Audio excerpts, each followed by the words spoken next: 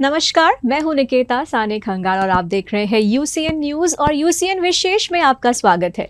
Technology इसने हमारी life को कितना आसान बना दिया है।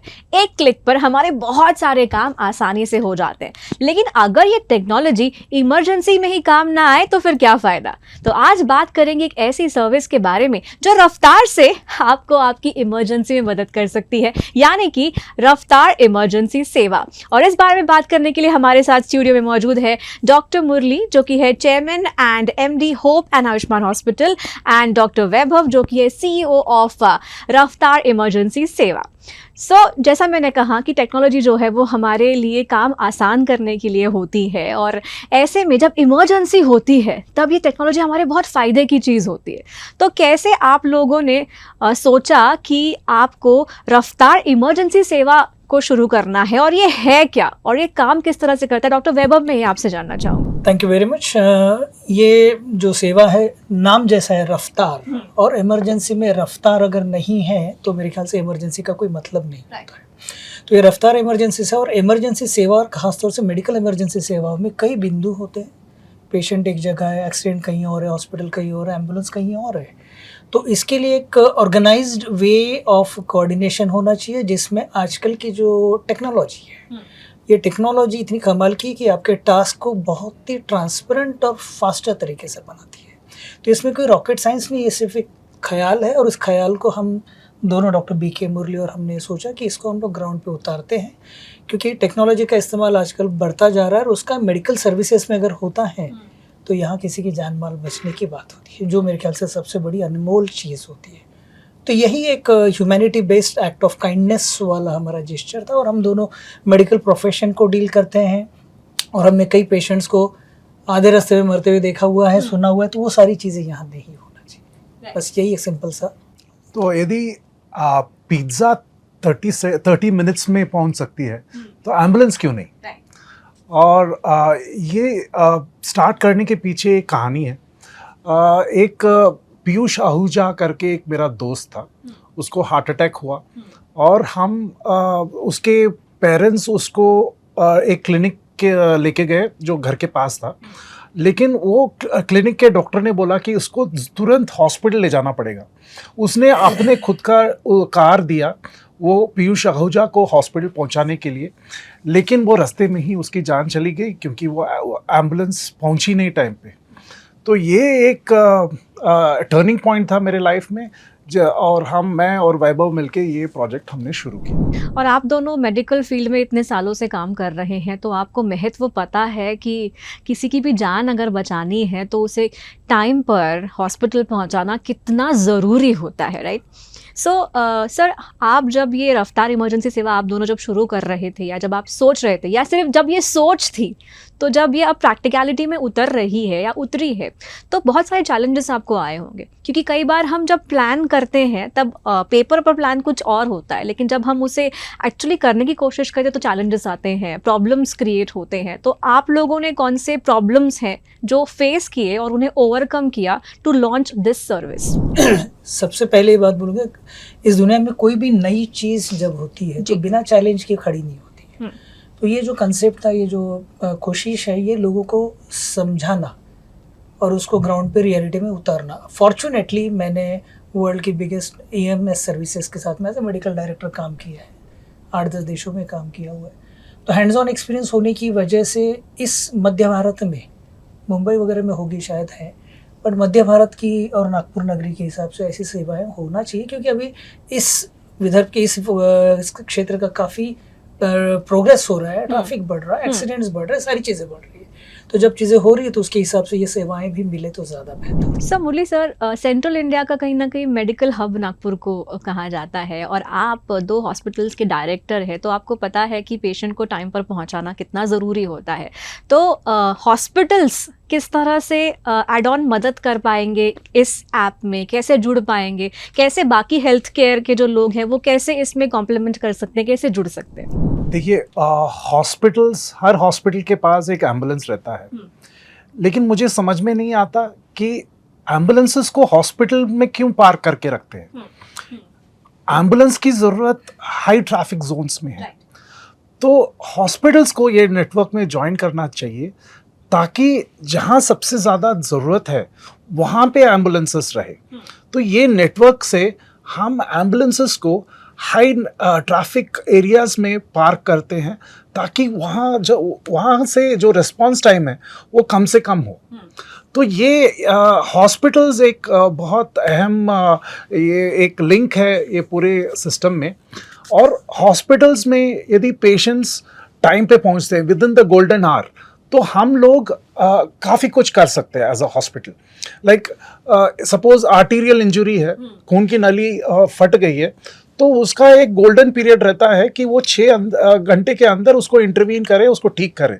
लेकिन हमने कई बार देखा है कि पेशेंट्स बहुत लेट हो जाते हैं, हम कुछ नहीं कर पाते हैं, उनका पैर काटना पड़ता है। ऐसे ही हेड इंजरीज में भी वो एक गोल्डन आवर रहता है एक तो ऐसे जो हॉस्पिटल्स यदि ये सिस्टम में जुड़ जाते हैं तो कई जाने हम बचा सकते हैं, कई लिम्स हम सेव कर सकते हैं। वैभव सर, आपसे पूछना चाहूँगी कि ये जो सेवा है ये कहीं ना कहीं टेक्नोलॉजी बेस्ड सेवा है। इमरजेंसी में लोगों तक पहुंचाना है, नेटवर्क बिल्ड करना है ताकि लोगों को जब ज़रूरत पड़े तब उन तक एम्बुलेंस सर्विसेज जो है वो प्रोवाइड की जा सके। तो इसकी अगर टेक्नोलॉजी के बारे में बात करूँ, टेक्निकल एस्पेक्ट के बारे में अगर इसकी बात करूँ, तो ये काम किस तरह से करता है और कैसे आप कनेक्ट कर रहे हैं लोगों को, किस माध्यम से कनेक्ट कर रहे हैं? काफ़ी डीप नेटवर्क सिस्टम है, लेकिन इसका जो फेस है that is a QR code. Okay. तो आजकल जैसे ना कि फ़ोन उठाइए, डायल करिए, डायल करने के बाद में पल्स जाती है और उसके बाद में कॉल लगता है। स्कैन कोड में it's faster than calling a phone to phone. आप स्कैन करेंगे, स्कैन करते से हमारे जो 24/7 अलार्म सेंटर होगा वहाँ पर उसका ये हो जाएगा और मैसेज मिल जाएगा, अलर्ट हो जाएगी। That person will communicate with the person. Okay, it can be a injured person, it can be वो बाईस्टैंडर कि जो हमको रिपोर्ट कर रहा है कि यहाँ एक्सीडेंट होती है। स्कैनिंग का आज तक के मैंने पूरे वर्ल्ड में कहीं सुना नहीं। मेरा इंटरनेशनल एक्सपोजर है कि scan the code and you get an ambulance support services. तो मेरे ख्याल से यही इसकी यूएसपी है, टेक्नोलॉजी। तो उसके हिसाब से जब वो स्कैन आएगा, हमारी टीम उनसे बात करेगी, that's more than enough. You have won the more than 80% of the war. So when a person is able to get speaking to the doctors or trained person and they are getting an ambulance, यहाँ तक कि सिर्फ ambulance भेजने की ही बात नहीं है। जैसा होता है ना कि इमरजेंसी में स्टेबलाइज एंड मोबिलाइज, ये 2 चीज़ें बहुत इंपॉर्टेंट होती हैं। सिर्फ आप मोबिलाइज नहीं कर रहे हैं। टेलीफोन पे अभी कोविड में हमने कितने पेशेंट को ऑनलाइन कंसल्टेशन दिया है। मेरा एक्सपीरियंस है कि मैंने रेडियो सर्विसेज में have worked in oceans and here and there. Radio services से हम लोग मेडिक्स को इंस्ट्रक्शन देते हैं कि उसका पल्स चेक करो, उसके हिसाब से क्या करना है, next course of action, because a train doctor is speaking. इसमें एक एड ऑन हो जाएगा कि यहाँ से अगर डॉक्टर बात कर रहा है कि हेड इंजरी है, उसका थोड़ा सा इस तरह से पोजीशन दो, उसका ब्लीडिंग स्टॉप करो। तो ये एडवांस इन्फॉर्मेशन होने की वजह से till the time ambulance reaches over there उसका काफ़ी कुछ मैनेजमेंट हो चुका हुआ है। जैसे डॉक्टर मुरली ने भी कहा, एम्पुटेशन अगर होता है तो आपके शरीर का खून कितना जल्दी जाएगा तो आपको हॉस्पिटल पहुँचने तक कि आपकी डेड बॉडी पहुँचेगी। तो यहाँ एक सिंपल सा गोल्डन रूल है कि to save the life there itself, stabilize first, mobilize later, and mobilize into a proper ambulance, not just in any car. So I think the concept and USP is the QR code. So इसका response time कैसे हम मापते हैं? Because scan करेंगे, then the response आएगा, तो कैसे? आपको मैं एक एग्जांपल देता हूँ। जैसे आप यदि कोई एक्सीडेंट हुआ है समृद्धि महामार्ग में, तो वहाँ पे कैसे आप एड्रेस यदि मांगे या लोकेशन आप कैसे देंगे, बताएंगे कहाँ पर है, हाँ कहाँ पे हो। ये यूजुअली गवर्नमेंट सर्विसेज जो एम्बुलेंस सर्विसेज है वो पूछते हैं कि आप कहाँ पे हो बताइए, हम एम्बुलेंस भेज देंगे। लेकिन वो बता ही नहीं सकते, वो तो हाईवे में है, वो कोई एड्रेस नहीं है। तो this is where our technology works. हम हमारे QR कोड स्कैन करने से इंस्टेंटली उनका लोकेशन हमारे सिस्टम में आ जाता है। इंस्टेंटली हम एक एम्बुलेंस को वहाँ भेज पाते हैं। द सिस्टम ही भेजता है, मैनुअल उसमें कुछ नहीं है, और नियरेस्ट हॉस्पिटल को उनको पहुँचा देता है। और इसमें भी हमने एक और एडवांसमेंट किया है कि हम एक यूनिक QR कोड हर पर्सन को दे रहे हैं। जो भी ऐप डाउनलोड करता है उसका एक यूनिक QR कोड है। अब वो यूनिक QR कोड क्यों लगता है? यूनिक QR कोड से यदि वो आदमी बेहोश भी है तो भी वो स्कैन करने से हम उसको आइडेंटिफाई कर सकते हैं, क्योंकि वो यूनिक क्यूआर कोड को स्कैन किया है। जो बाई स्टैंडर है उसने वो यूनिक क्यूआर कोड को स्कैन किया है, तो उसका नाम और उसका जो मेडिकल रिकॉर्ड्स हम एक्सेस कर पाते हैं। Okay, so this is where our technology comes. Okay, so ये जो क्यूआर कोड है ये ऐप के जरिए ही मिल सकता है और कोई और दूसरा तरीका है, और सिर्फ ऐप डाउनलोड करने के बाद ही आपको क्यूआर मिलेगा? ऐप इज द मेन, और Okay. अदरवाइज आप मोबाइल से भी कहीं ये कर सकते हैं। जैसे डॉक्टर मुरली ने कहा कि समृद्धि महामार्ग में XYZ लोकेशन पे एक्सीडेंट होता है, वहाँ QR कोड अगर है, कोई भी स्कैन करेगा तो उसका मोबाइल नंबर से थ्रू हमारे सिस्टम में एक्सेस हो जाएगा। ओके, तो that is one way. Unique QR code की जो बात डॉक्टर मुरली ने कही है, वो तो इंडिविजुअल, जैसे मेरा आधार कार्ड है, दैट इज यूनिक। तो उसका यूनिक स्कैन कोड रहेगा जिसमें उसका पास्ट मेडिकल डिटेल्स होगा। This are very important aspect. Right. If someone is diabetic, someone is allergic to some medication, तो हो सकता है 100%, लेकिन अगर 40% लोगों का भी इस तरीके से हम लोग मेडिकल मैनेजमेंट में हेल्प होता है, दैट इज वंडरफुल थिंग। और सर, जैसा कि हम जानते हैं कि जब टेक्नोलॉजी की बात होती है तो कुछ अच्छी चीज़ें होती है टेक्नोलॉजी की, लेकिन कभी कुछ बुरी चीज़ें भी होती है। अब इस्तेमाल करने वाले के हाथ में होता है कि वो कैसे इस्तेमाल करता है, इसे सही तरीके से करता है या फिर कोई फाउल प्रैक्टिसेस करता है। तो यहाँ पर अगर मैं एथिक्स की बात करूँ तो कैसे इंश्योर किया जाएगा आपकी तरफ से कि ये जो प्रोग्राम है, हमारा जो इमरजेंसी सेवा है, यहाँ पर एथिकल प्रैक्टिसेस हो, कुछ भी दूसरी चीज़ ना हो? हम लोग ना in this system we don't take commission, we don't give commission, so we are very particular. और हमने एक कॉर्पस फंड हमने तैयार किया है, ताकि यदि कोई मर रहा है, उसके आजू बाजू कोई मदद करने के लिए नहीं है या पे करने के लिए नहीं है, तो उनके लिए हमने एक कॉर्पस फंड तैयार किया है, ताकि any dying person is brought to the nearest hospital in the quickest possible time without worrying about who will pay. तो हम ये दिस इज हाउ जो कैब सर्विसेज हैं, जो टेक्नोलॉजी हमने डुप्लीकेट किया है और हमारा सर्विसेज है, इट्स वेरी मोर और लेस सिमिलर, लेकिन हमारे इसमें we don't worry about who will pay in a dying situation. और हम वो we fund those people who are dying, and then not only that, because the government is now going to cover all accident expenses. 1st of July से government has declared कि they will cover all accident expenses up to 1 lakh rupees. So we are going to ensure कि such people not only get free ambulance, they also get cashless treatment in a private hospital. जो योजना के hospitals हैं, वहाँ जो partner hospitals हैं, वहाँ nearest योजना हॉस्पिटल में ले जाके उनका ट्रीटमेंट भी हम फ्री ऑफ चार्ज करेंगे। So ethical is very important. हाँ, The basic concept of ethics is itself is to just be a act of kindness, जिसको बोला है, जी, ठीक है, जिसमें कोई मर रहा है, किसी को चोट लगी है, यहाँ है journey from A to B, from the spot of accident till the time of the treatment modalities or treatment facilities, and we are facilitating that with the help of the QR code and the ambulance services. इसमें एक बात और हमारा पहले discussion हुआ कि आजकल maximum लोगों के पास में इंश्योरेंस भी होता है, हाँ, करेक्ट, तो वो सारी चीज़ें भी इसमें लाइंड अप होंगी। Okay. अगर किसी का इंश्योर्ड ही है, so this team will facilitate the insurance sector as well. By the time the hospital reaches, the entire thing will be get it done. Okay, क्या होता है, केओस हो जाता है, एक एक्सीडेंट जब होता है तो सोचता नहीं, समझता नहीं, कुछ नहीं, केवल आप फोन करते रहे, एम्बुलेंस आएगी नहीं, लोकेशन पता नहीं।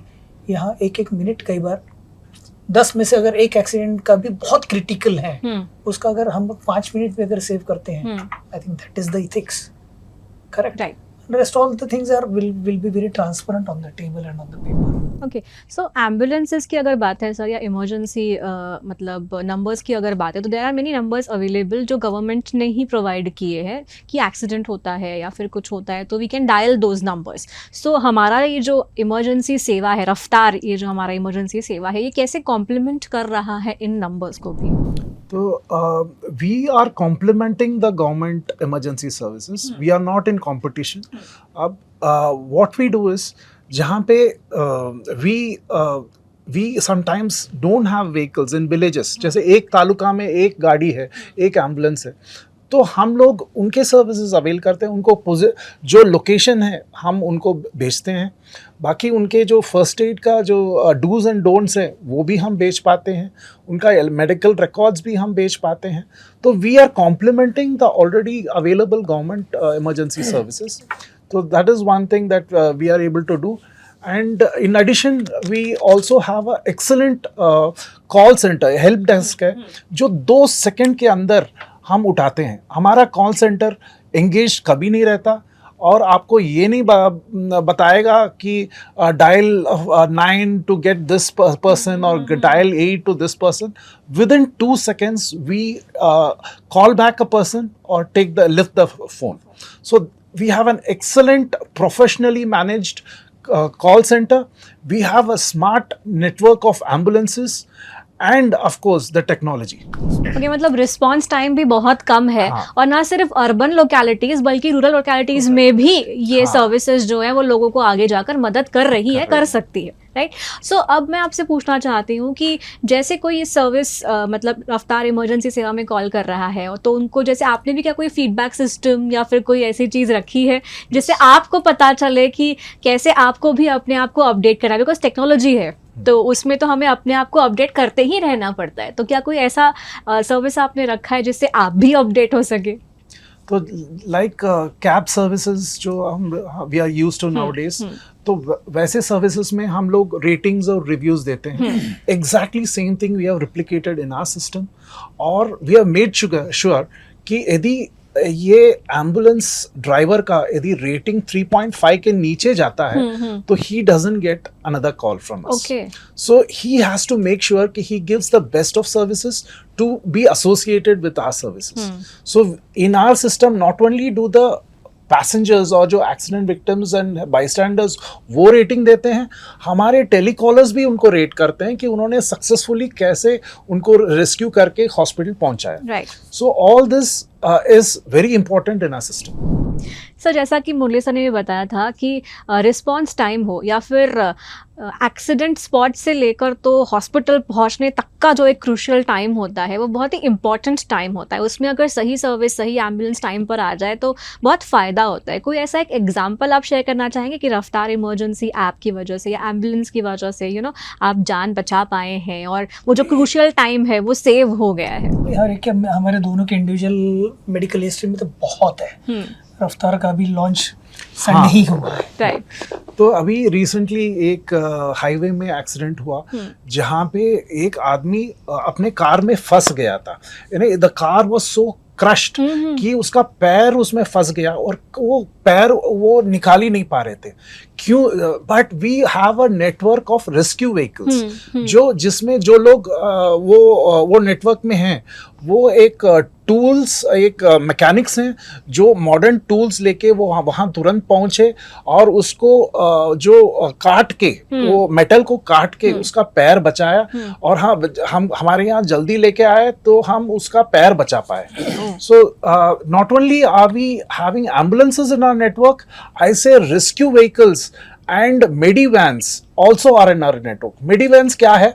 विलेजेस में एम्बुलेंसेस नहीं रहती हैं, वहाँ पे सर्टेन व्हीकल्स हैं who transport from the village to the PHCs, from the village to the district hospital. हमने ऐसे व्हीकल्स को भी इक्विप किया है, फर्स्ट एड और ट्रेनिंग दिया है उनके ड्राइवर्स को ताकि they are also in our network और we help people rescue who are who meet with an accident in a very remote place which is not accessible. मतलब आपके पास फर्स्ट रिस्पॉन्स टीम जिसे कहते हैं वो भी है, देन ट्रेन्ड मतलब लोग भी है जो ऐसी सिचुएशन में पहले रिस्पॉन्स देकर थोड़ा सा कुछ बचाने का काम कर सकते हैं, एंड देन एम्बुलेंस सर्विसेज वो भी है, देन इंश्योरेंस हो या फिर उसकी मेडिकल हिस्ट्री हो, वो सारी चीज़ें आपको इस सेवा से जो है एक्सेस लोग कर सकते हैं, हॉस्पिटल से एक्सेस कर सकते हैं। तो सर फ्यूचर में अब क्या प्लान है कि इसे और कैसे एक्सटेंड करना है या और कौन सी चीज़ें आप इसमें ऐड करने वाले हैं? मैं जैसे अभी India is the populous country on the world, ठीक है, we have top China, yes, and we are growing high with the developments. Roads are good, accidents are also increased. So I would see, मेरी दृष्टि से एक बहुत बड़ा canvas है और अभी एग्जिस्टिंग जो सर्विसेज है, इमरजेंसी मेडिकल सर्विसेज, सेवा सर्विस, एक कोना पकड़ के है। तो हमारे लिए पूरा कैनवास ओपन है, आइडियाज भरपूर है। I am a medical evacuation expert. मैं पेशेंट्स को खुद जाके हेलीकॉप्टर से लेके गया हूँ, एक कंट्री से दूसरे कंट्री चार्टर्ड फ्लाइट्स में, एयर एम्बुलेंस से गया हूँ। मेरा लगभग NRI था मैं 18 साल 20 साल, तो इसी से मेरा काफ़ी EMS में मैंने काफ़ी काम किया हुआ। तो हमको पता है कि अभी ये जो कैनवास है इसको पेंट करना है, ऐसे से करना है ताकि ये देश की सेवा भी है। किसी की अगर जान बचती है, किसी की लिम्ब बचती है, जो भी होता है, ये कुछ नहीं, प्रभु की आराधना नहीं है और दूसरा कुछ नहीं है। तो एडवांसमेंट में हमारा वो भी मेडिकल इवैक्यूएशन, एयरलिफ्ट। नागपुर में कंसेप्ट में, मैं मुंबई के इंडिया में एयरलिफ्ट करवाता हूँ, प्रैक्टिकली मैं करता हूँ, मेरे नेटवर्क्स है। तो हम उसको मध्य भारत में भी लेके आए तो कोई प्रॉब्लम तो नहीं होगा। तो हमने ये डिसाइड किया है कि अगले 6 महीने में हम 20 सिटीज़ में ये सर्विसेज प्रोवाइड करेंगे और अगले 1 साल में अनदर 40 सिटीज़ में we will be providing these services. So this is our goal, and with the support of like-minded people, we are sure we'll be able to achieve. And definitely with the services on the ground. जैसे feedback की आपने बात जी करी है, जी जी। जब तक कि आपका सर्विसेज टू द पॉइंट नहीं होता, टू द सक्सेस पॉइंट नहीं होता, टू द सेटिस्फेक्शन पॉइंट नहीं होता, तो उसमें ग्रोथ नहीं। तो वही हमारा मेन कंसेप्ट है कि we will believe and deliver more on the training aspect of our team, that starts from the communication to the critical management. क्योंकि जैसे हमने इसमें जिंदगी कमाई है तो इसमें से वही इम्पोर्टेंट है। और उसमें कोई सेकंड थॉट भी नहीं है, क्योंकि सर कहते हैं ना कि जब कठिनाई में या किसी प्रॉब्लम में अगर कोई आपकी मदद करता है तो हम हमेशा उसे याद रखते हैं, पॉजिटिवली याद रखते हैं, क्योंकि जब हमें ज़रूरत थी तब हमें मदद मिली है। तो फीडबैक तो आई एम श्योर आपको अच्छे ही आने वाले हैं। तो सर हम जब भी एथिकल प्रैक्टिसेस के बारे में बात कर रहे थे तो मैं या आप लोग भी जनरली ये देखते होंगे कि आज भी एम्बुलेंसेस को रास्ता नहीं दिया जाता। अगर सिग्नल होता है या कुछ होता है तो पहले मैं जाऊं। ये मेंटालिटी बदल रही है। ऑफ कोर्स ऐसे कई वीडियोस भी हमने देखे होंगे, हमारे शहर में भी कई बार हम देखते हैं कि हाँ एम्बुलेंसेस को जगह दी जाती है, लेकिन कई बार लोग नहीं जाते सामने। तो ऑफ कोर्स आप एम्बुलेंस सर्विसेज अभी आप शुरू की है आपने, और आप दोनों डॉक्टर्स हैं मेडिकल फील्ड में, आप जानते हैं कि ये कितना इम्पॉर्टेंट है। तो आप क्या मैसेज इंडिविजुअली देना चाहेंगे लोगों को जो इस वक्त आपको देख रहे हैं? ये जो आपने जो बोला कि एम्बुलेंसेस हटते नहीं हैं, ये तो बहुत इम्पोर्टेंट है। लेकिन इससे भी इम्पोर्टेंट, यदि बाईस्टैंडर, यदि एक्सीडेंट हुआ आदमी एक पड़ा है रास्ते पे, उसको मदद करने की कोशिश नहीं करता, तो वो कितनी बड़ी बात है। तो we want to encourage random act of kindness. उसके लिए हमने क्या किया है कि anybody who scans for a dying person, उनको हमने पॉइंट सिस्टम दिया है। यानी उनको 100 पॉइंट्स हम देते हैं ताकि he becomes a VIP in our system. उनको हम रैक्टिविस्ट बोलते हैं, और उनको यदि ऐसा कुछ हुआ तो he gets a very VIP sort of service to us. We cover his accident history insurance and all. So there are a lot of advantages we give a person who is willing to do random act of kindness. So we want to reward him with points which can be redeemed as service or product in our system. For various products which he can redeem. शाबाशी देने के अलग अलग तरीके होते थे। एक तरह रैक्टिविस्ट, random act of kindness, activist. So देखिए, किसी की भी आप अगर अच्छे दिल से, तहे दिल से तारीफ करें ना, बाकी इनाम कितना बड़ा कितना छोटे की बात नहीं, भावना बहुत बड़ी है। मेरे ख्याल से जीवन दान से बड़ा दान इस दुनिया में और कुछ नहीं है। तो ये सारी कोशिशें लोगों के मदद के थ्रू ही होगी, और मेरे ख्याल से समय के साथ में देश बदल रहा है, लोग भी समझेंगे कि अगर कोई एम्बुलेंस गुजर रही है जरा मैं बाजू हट जाऊं उसको।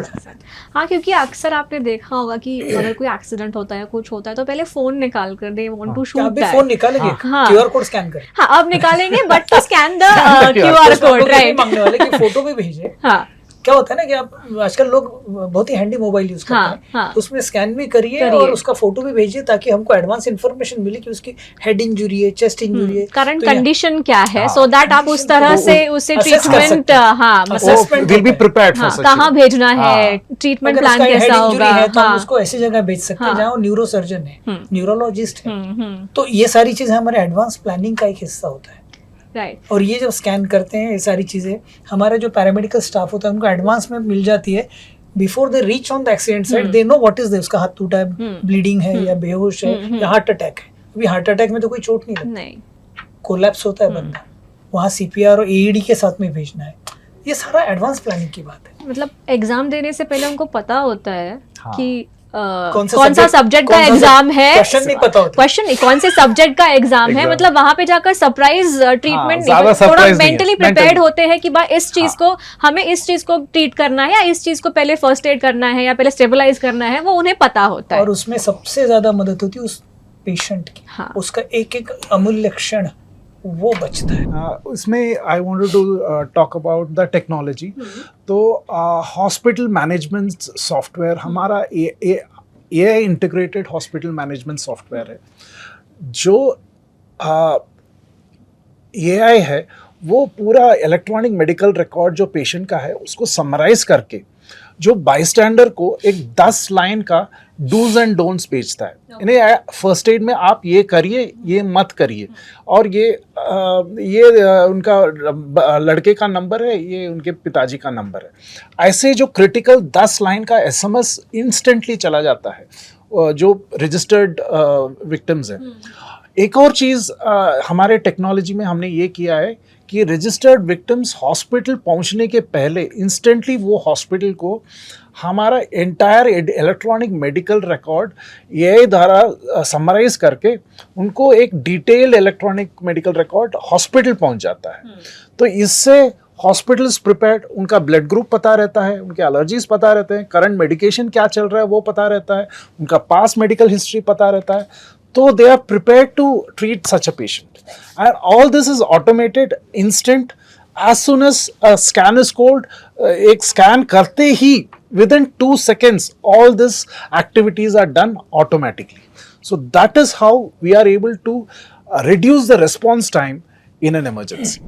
सो टेक्नोलॉजी जो है वो हमारी मदद के लिए और इसका सही इस्तेमाल हमें करना चाहिए। तो मैं आपसे ये कहना चाहूँगी कि रफ्तार इमरजेंसी सेवा ऐप आप ज़रूर डाउनलोड कीजिए, क्योंकि कहते हैं ना कि मुसीबत या इमरजेंसी कभी बताकर नहीं आती, हमें हमेशा इसके लिए प्रिपेयर रहना चाहिए। और मोबाइल में इतने सारे ऐप है, तो एक ऐप जो आपकी जान बचा सकता है वो तो मोबाइल में होना ही चाहिए। तो प्ले स्टोर पर आपको रफ्तार इमरजेंसी ऐप मिल जाएगा। इस ऐप को अपने मोबाइल में हमेशा रखिए। और मैं हमेशा से कहती हूँ कि अगर कोई मुसीबत में है तो उसकी मदद करने से पहले सोचिएगा मत, उसे शायद आपकी मदद की ज़रूरत है, तो बिना सोचे उसकी मदद कीजिए ताकि आपकी वजह से किसी की जान बच सके। और ऑफ कोर्स ये ऐप अपने मोबाइल में रखिए और सेहतमंद रहिए, सेफ ड्राइव कीजिए और अपना ख्याल रखिए और देखते रहिए UCN न्यूज़।